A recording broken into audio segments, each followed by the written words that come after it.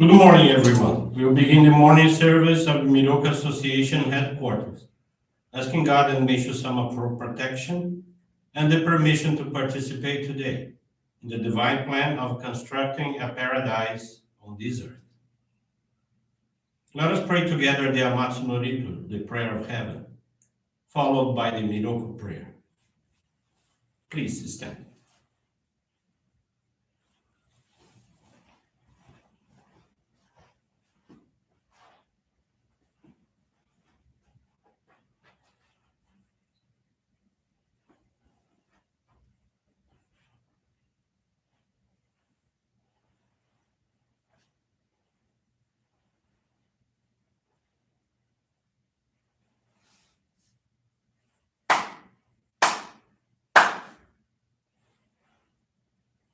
Taka amahara ni kamuzumarimasu kamurogi kamuro no mikoto mochite sume miyoya kamo izanagi no mikoto tsukushi no himuka no tachi hana no odo no ahagi harani Misogi harai tamo toki ni narimasu.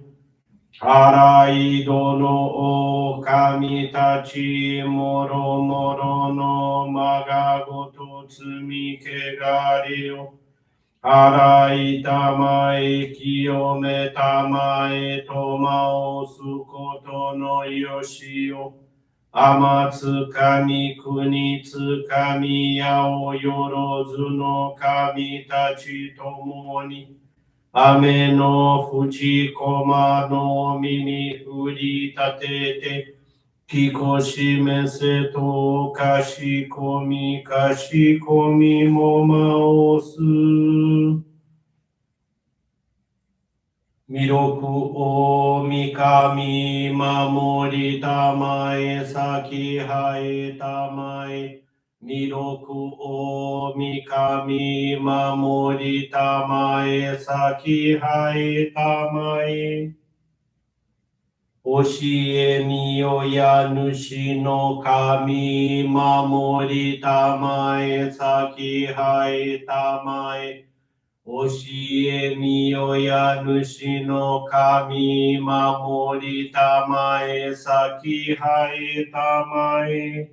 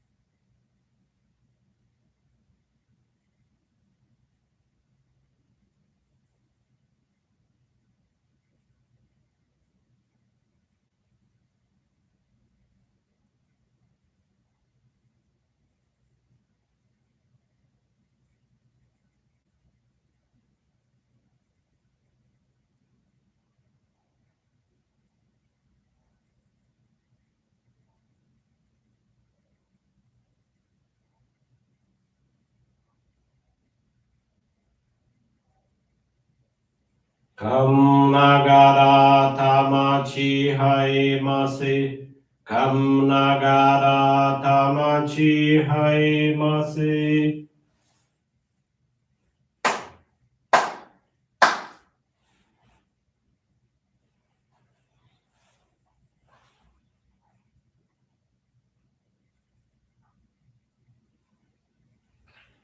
Great God of light, creator and giver of all life, in accordance with your divine will, the long age of night draws to an end.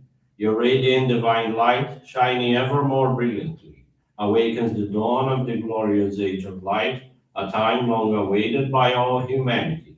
We thank you for guiding us to your divine plan and for the privilege of channeling and receiving Johrei.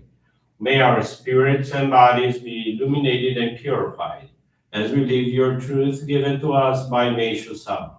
Make us pure and effective instruments of your divine light so that we may serve you and all those with whom we come in contact. May paradise on earth be realized, with health, peace, and prosperity a reality in our lives. Great God of light, bless and protect us. Radiate our souls with your divine light, so that we may truly become instruments of your great plan.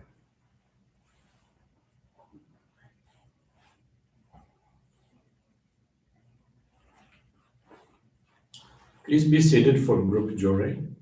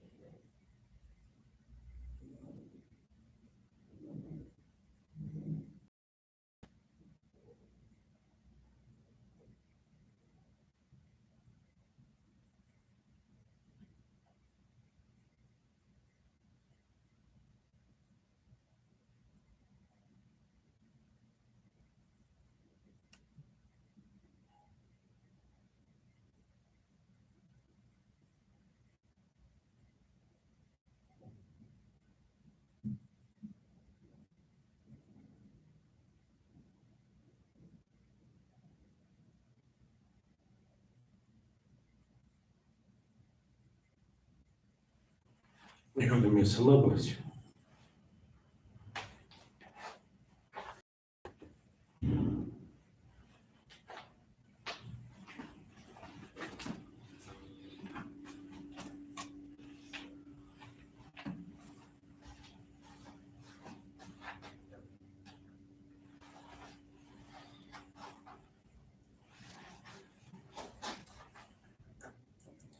Teaching today is entitled Happiness.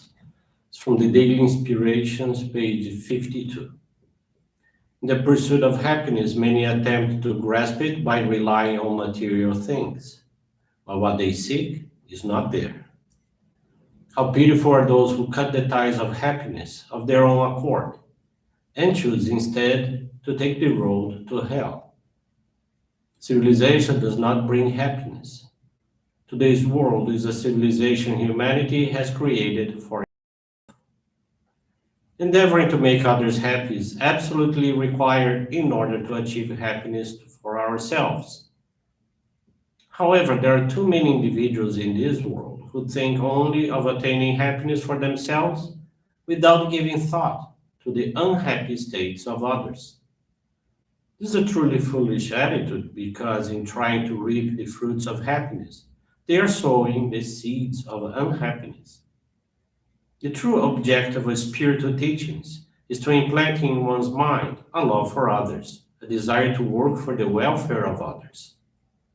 God has given people complete freedom of choice, our innate value and dignity lying in this gift, which causes us to differ from animals. Each person is free to elevate himself or herself and so approach divinity, just as each is free to drop to the level of the beasts. Under normal conditions, a person is at neither extreme, but is somewhere between. Through their own choice and efforts, people bring about conditions of either happiness or suffering here on earth. Good morning, everyone. Thank you for joining the Miroku Association headquarters morning service. Happy Valentine's, everyone. Today's faith experience is from Priscila dos Santos Gomes. She's from the area called Lapa in São Paulo, Brazil. Priscilla, who is now 35 years old, gives service as a youth coordinator. In March of 2021, she had functional nose surgery, for which she needed to be intubated. The surgery went well, however, her voice became a bit hoarse. A month later, the situation worsened. Priscilla was practically voiceless and became short of breath. The exams indicated that she had bilateral granuloma, that is, two nodules of her vocal cords that occupied more than half of her larynx. It was a rare condition, and the initial treatment would be absolute voice rest for at least 30 days, medication, and speech therapy sessions. The doctor said that if she didn't get better, Priscilla would need a surgery to remove the nodules. However, it was a delicate procedure due to its location. Priscilla kept thinking about what her be like being without being able to speak, and how it would harm her professional, personal, and church life. She went to see her minister, who guided her to receive as much Johrei as possible, attend daily online services, and study the divine writings. She followed all the recommendations. She could time off from her work and receive Johrei at church practically all day. At home, her parents continued channeling her Johrei. She relied on the help of people to ask for what she needed, writing it down on a paper. Due to the fear of shortness of breath, she began having anxiety attacks. On July 17th, when the missionary started to the last Johrei of the day at the center, Priscilla felt something in her throat, like a hard candy. The missionary asked Priscilla if she was all right, and she replied that she had just swallowed something. That's when she noticed that her voice was practically normal and her breathing had improved. A few days later, the exams showed that there was no longer one of the nodules. There was still the other one, which, because it was large, had to be removed through surgery. At that moment, she was already working and didn't have as much time available. So she handed her situation over to Meishu-sama and continued with receiving Johrei at home. In late August, she started to get hoarse and short of breath again. After a few days, she felt very sick and received Johrei throughout the night. The next day, she went to the Guarapiranga Sacred Ground with her mother to participate in the monthly appreciation service. As they entered the ground's parking lot, she noticed something strange in her throat, and afraid of choking, she swallowed. Priscilla felt immediate relief and resumed breathing normally. She was very touched and thanked God and Meishu-sama for the protection she received. Later, she retook the physical exam, which confirmed that there were no more nodules on her vocal cords.